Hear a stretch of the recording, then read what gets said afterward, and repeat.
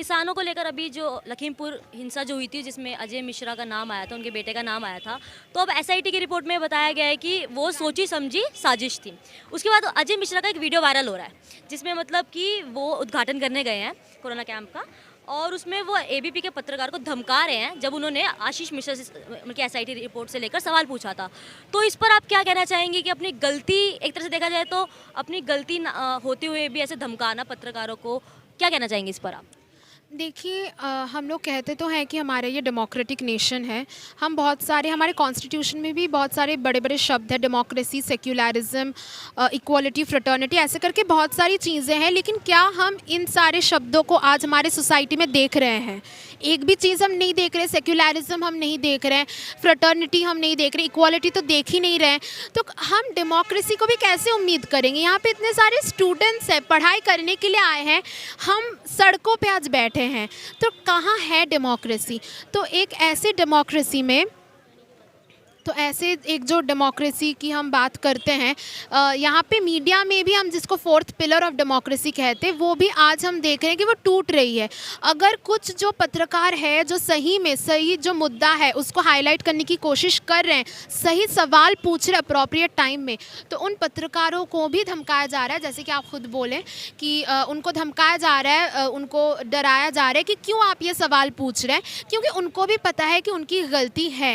But कुछ पत्रकार ऐसे भी हैं जो इससे डर नहीं रहे हैं और उस मुद्दे को वो हाईलाइट कर रहे हैं। क्या वजह हो सकती है कि एसआईटी की रिपोर्ट के बाद भी अभी तक उनको हटाया नहीं गया है उनके पद से? ऑब्वियसली रूलिंग पार्टी से बिलोंग करते हैं, वो एक कंफर्ट जोन और उनका एक रहता है कि ठीक है हमारे साथ कुछ नहीं होगा। ये चीज़ तो बहुत अच्छी तरीके से हम रूलिंग पार्टीज़ से जो बिलोंग करते वो हम देख ही लेते। तो उनको भी पता है कि वो पार्टी कर रहे हैं किसी इडियोलॉजी के बेसिस पे नहीं। वो पार्टी अगर कर रहे हैं तो क्योंकि उनको सत्ता का लोभ है, उनको पावर चाहिए, पावर के भूखे हैं, इसलिए वो पार्टी कर रहे हैं। तो कोई इडियोलॉजी का बेसिस नहीं है, इसलिए अगर गलती कर भी रहे हैं तो उनको कोई फ़र्क नहीं पड़ता। उनको पता है कि रूलिंग पार्टी बचा लेगी मुझे। जब हम शिक्षा की बात करते हैं तब वहाँ हिंदू मुस्लिम ले आते हैं, तब राष्ट्रवाद ले आते हैं। और जब हम अपने जैसे ये अभी जो बीजेपी के नेता है जो लखीमपुर खीरी में ये सब वो हुआ था, किसानों के ऊपर गाड़ी चला दी, वो एसआईटी ने प्रूव कर दिया है। कल परसों की रिपोर्ट में आया है ना कि पूरा एक साजिश थी, पूरा एक प्लान था, उसके प्लान के थ्रू उन पर गाड़ी चलाई गई है। तो क्यों अभी तक उनको बर्खास्त नहीं किया गया, क्यों उनको अभी तक रखा गया, जबकि प्रूफ है, ये प्रूफ हो चुका है। तो अभी जो अजय मिश्रा टेनी थे वो अभी उद्घाटन के लिए गए थे कहीं पर, वहाँ पर उनसे पत्रकार ने सवाल पूछा एसआईटी रिपोर्ट को लेकर उनके बेटे के लिए, तो उन्होंने उस पत्रकार को धमकी दी। तो इससे क्या आप कहेंगे कि क्या दिखता है उत्तर प्रदेश में कि, और इस पे जो आने वाले चुनाव है उस पर क्या प्रभाव पड़ेगा? किसान आंदोलन तो वापस ले लिया इन्होंने चुनाव के चलते, लेकिन जो बाकी चीज़ें हैं उसको लेकर चुनाव पर क्या असर पड़ सकता है यूपी के? अरे अजय मिश्रा ने तो पहले भी उनकी बहुत सारी स्पीच वायरल हुई जिसमें साफ साफ दिख रहा है कि नेता होने से पहले मैं कुछ और था।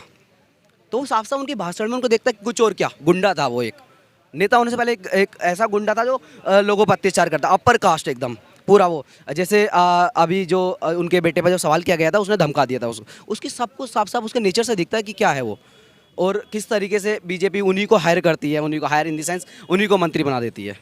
तो ये साफ साफ इनको मंत्री बना देती है जो इस तरह की बातें करते हैं, जो पूरे हिंदू मुस्लिम भड़काते हैं। जितना जैसे योगी है, पूरा उसके भाषण सुनना, कभी कहता है अगर वो हमारे एक को मारेंगे हम 10 को उठा लाएंगे, उनकी बेटी।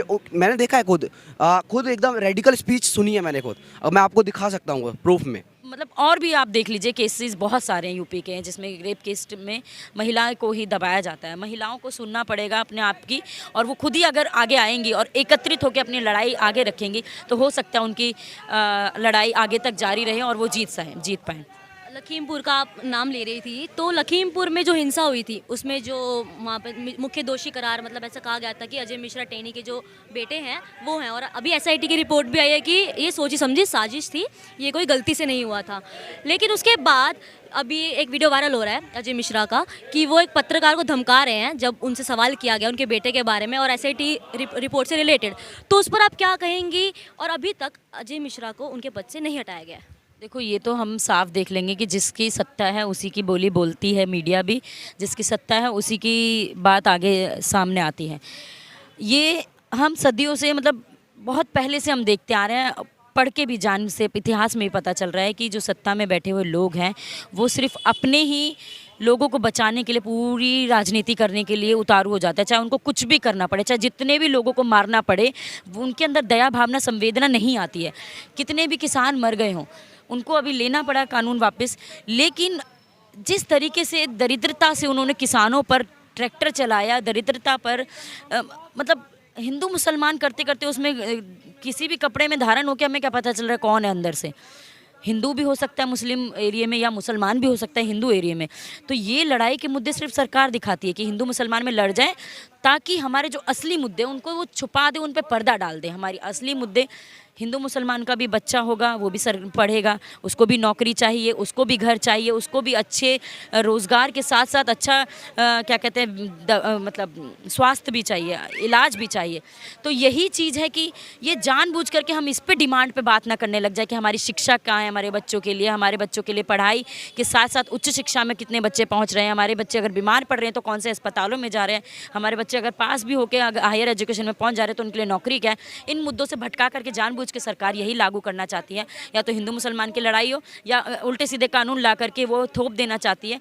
भाई जिसके ऊपर कानून तुम लागू कर रहे हो, कम से कम उनसे तो पूछ लिया जाए कि उनके पक्ष में है कि नहीं। तो ये जनता विरोधी, किसान विरोधी, महिला विरोधी और गरीब विरोधी कानून जो सरकार कोरोना के काल में आपदा को अवसर बदलने की कोशिश कर रहे हैं, ये लगातार झूठ है। और जानबूझ के यूनिवर्सिटियां भी बंद रखी गई हैं ताकि स्टूडेंट जो अपनी चेतना के अनुसार, अपनी ज्ञान के अनुसार इकट्ठे होकर और टीचर्स के साथ मिलकर या जनता के साथ मिलकर आंदोलन ना करे, इसीलिए वो यूनिवर्सिटी भी नहीं खोल रही है। तो ये साफ नज़र आता है, अलग अलग जगह, हर जगह खुल गए मंदिर मस्जिद, लेकिन यूनिवर्सिटी नहीं खुल रही है। देश में भाजपा रहेगी या कोई और आएगा?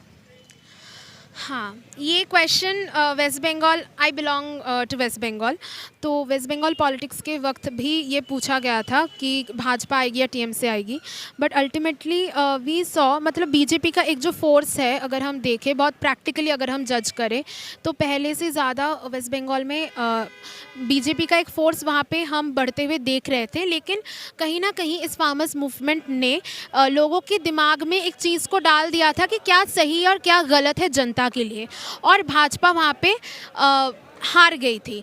अब उत्तर प्रदेश में काफ़ी सारे पार्टीज़ हैं, इट डजंट, मतलब at the end of the day as a student I believe कि कोई भी पार्टी वहाँ पे जीत जाए, चाहे वो भाजपा हो, कांग्रेस हो, अंत में हार जनता की ही होने वाली है। क्योंकि कोई भी सरकार आ जाए, वो इससे पहले भी हमने कांग्रेस को देखा है, उसके बाद हम भाजपा को देख रहे हैं, कोई भी पार्टी जनता के लिए सोच रही है ऐसा हमने नहीं देखा। इससे पहले भी नेशनल एजुकेशन पॉलिसी में भी आज हम जो देखते, फिर से मैं नेशनल एजुकेशन पॉलिसी को दोहराऊंगी, हम जो पॉइंट्स देखते हैं कहीं ना कहीं it is the continuation of what had been brought in the Congress period. So कोई भी पार्टी जनता के हित में सोच रही है ऐसी बात नहीं है। तो कोई भी पार्टी जीत जाए, अंत में हार जनता की ही होगी। खबरों में बने रहने के लिए फोरम 4 को सब्सक्राइब करें और नोटिफिकेशन पाने के लिए बेल आइकन दबाएं।